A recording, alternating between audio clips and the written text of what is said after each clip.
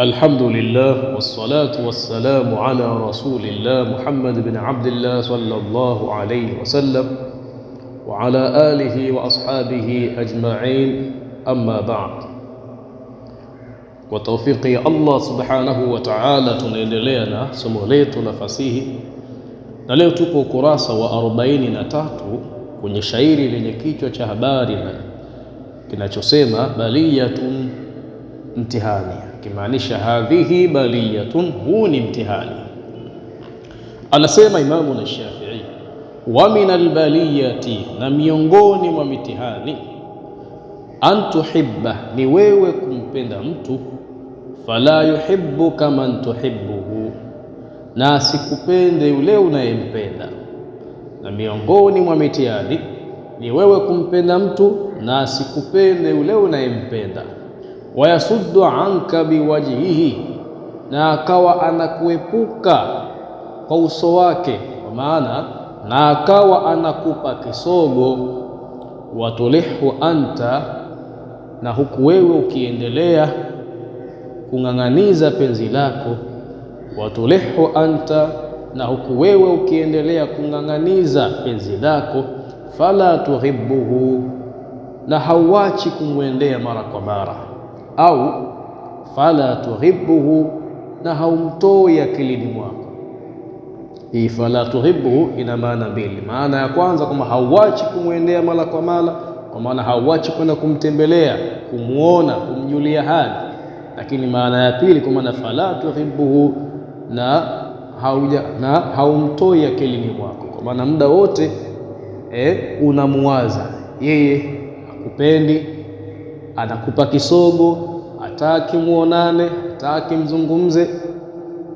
Lakini pamoja na yote hayo wewe unang'ang'ana na kuonesha mapenzi kwake yeye, lakini pia haumtoi akilini mwako. Tamam. Kwa unaweza ukatafsiri vile fala tuhibbu, na hauachi kumwendea mara kwa mara, au fala tuhibbu, na wewe haumtoi akilini mwako, kwa maana muda wote ukimfikiria yeye. Huo ni katika mtihani, na Mwenyezi Mungu atuepushe na mitihani kama hiyo. Tumpende yeye zaidi, kisha tumpende zaidi mtume wake sallallahu alaihi wasallam, na tuwapende waislamu wenzetu katika njia za kheri. Tamam. Hakadha akaendelea kusema Imamu na Shafi'i, nubu'atul kawakibil kadhiba, nubu'atul kawakibil kadhiba, utabiri wa nyota wa uongo, kwa maana utabiri wa uongo wa nyota.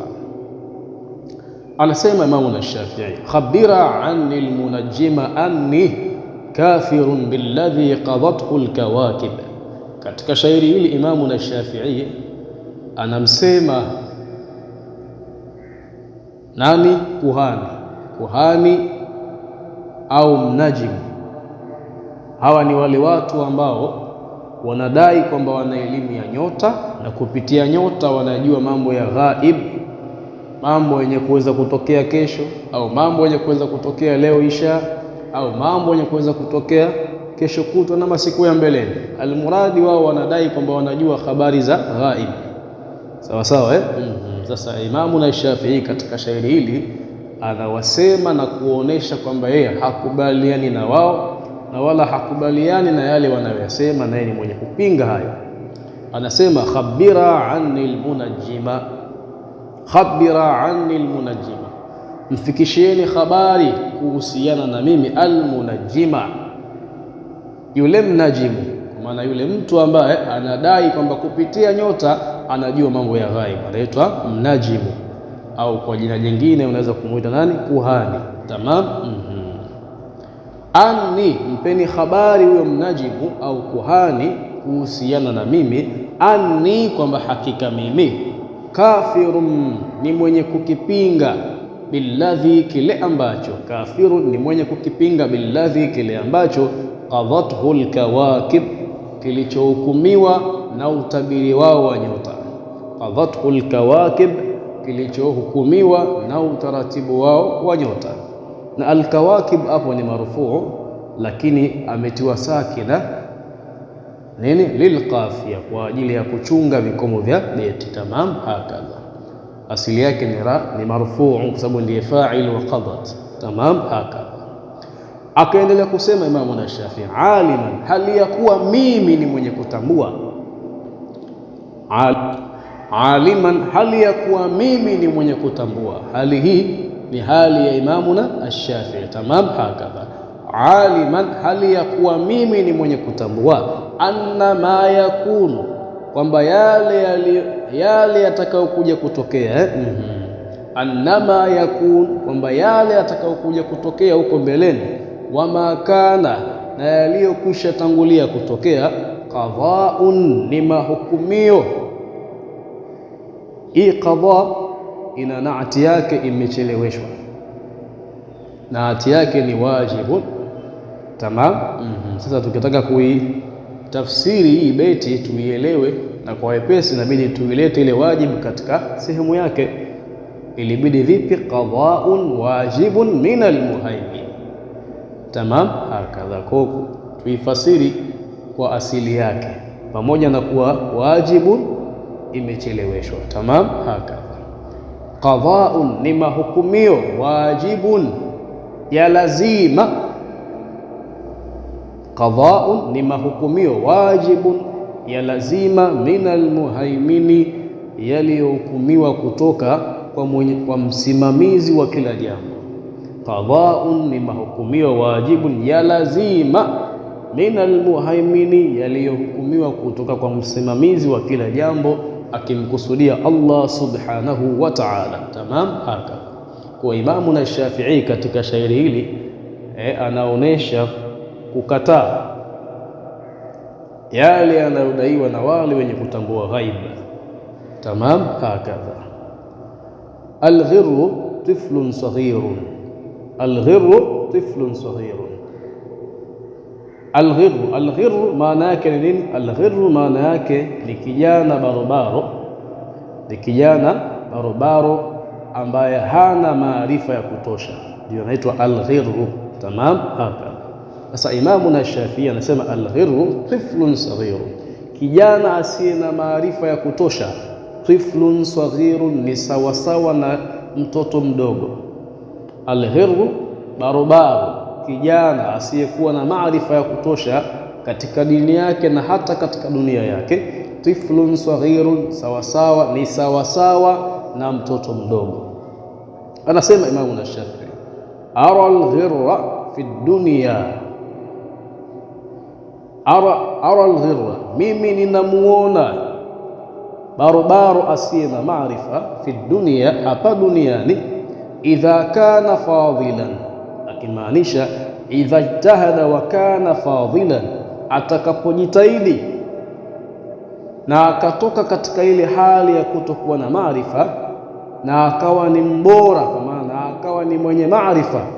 Taraqa, ninamuona barobaro huyo, taraqa, ni mwenye kupanda, ala rusil rijali, juu ya mabega ya wanamume, yakhtubu, akikhutubu. Anamaanisha kwamba kijana yule ambaye asiye na maarifa, kama alivyotangulia kusema, ni sawa sawa na kijana mtoto mdogo. Lakini anasemaje?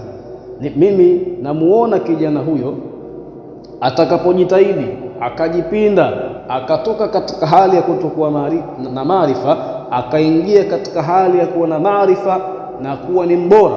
Taraqa, atakuwa na uwezo, ala rusi rijal, wa kupanda hata katika mabega ya wanaume, yakhtubu, akisoma khutba. Tamam. Wa in kana mithli, na ikiwa atabakia vile vile akawa mfano wangu mimi. Imamu Shafi'i kana kwamba amejiegemezea ile sifa ya alghirra katika nafsi yake. Tamam, hakadha. Lakini kihakika si hivyo.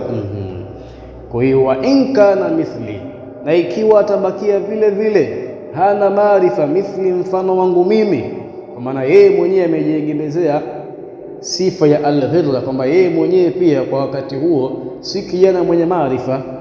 Kwa hiyo anasema kijana huyo barobaro huyo asiye na maarifa, wa in kana mithli, na ikiwa atabakia katika hali yake ile ile ya kutokuwa na maarifa mfano wangu mimi, la fadilata indahu,